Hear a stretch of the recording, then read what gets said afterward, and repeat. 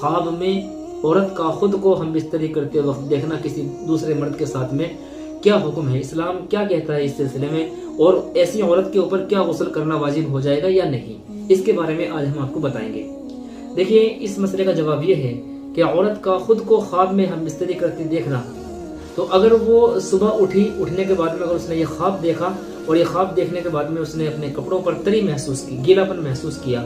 اور یقیناً وہ گیلا پن ہے بھی، یقین کے طور پر وہ نظر بھی آ رہا ہے، تو چونکہ اس کو احتلام ہو گیا ہے، یعنی منی باہر نکل کر کے آ گئی ہے، جس کی بنیاد پر اس کو غسل کرنا واجب ہو جائے گا، اس پر غسل کرنا ضروری ہوگا۔ ایک بات۔ دوسری بات یہ ہے کہ اگر عورت نے کسی غیر مرد کے ساتھ یعنی خواب میں ہم بستری کی ہے، کسی دوسرے مرد اپنے شوہر کے ساتھ میں ہم بستری نہیں کی ہے، لیکن ایسا خواب دیکھا کہ کوئی دوسرا غیر مرد ہے اور اس سے وہ مزہ بھی آیا اور اس سے ہم بستری بھی کی، لیکن اب جب صبح کو اٹھی تو اس کا جو کپڑا تھا وہ سوکھا تھا، بالکل کپڑا گیلا نہیں تھا، تو ایسی سچویشن میں عورت کے اوپر غسل کرنا واجب نہیں ہوگا۔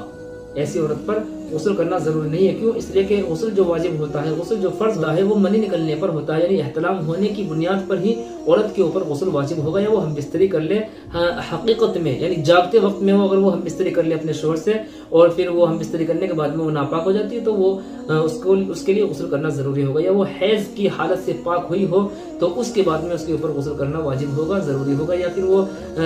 ولادت کا جو خون تھا بچے کا وہ مکمل ہو گیا تو اس کے بعد میں اس کو ایک مرتبہ نہانا ضروری ہوگا۔ تو یہ چند شرائط ہیں، یعنی یہ بیداری کی حالت میں ہے، بیدار جب عورت ہے اس وقت تو یہ مسئلہ ہے کہ عورت کے اوپر غسل کرنا واجب ہوگا۔ لیکن اگر خواب میں اس نے ہم بستری کر لی ہے کسی غیر مرد کے ساتھ میں اور اس کو مزہ بھی آیا ہے، اس نے ہم بستری کی ہے لیکن خواب میں، اور اس کے کپڑے بھی گیلے نہیں، یعنی عورت جب صبح میں اٹھی ہے تو اس کے کپڑے بالکل نارمل ہیں، کوئی اس طرح کے کپڑے کے اوپر کوئی غلاظت کوئی گندگی نہیں لگی ہے، تو ایسی سچویشن میں عورت کے اوپر کوئی غسل کرنا واجب نہیں ہے۔ البتہ اسلامی نقطۂ نظر سے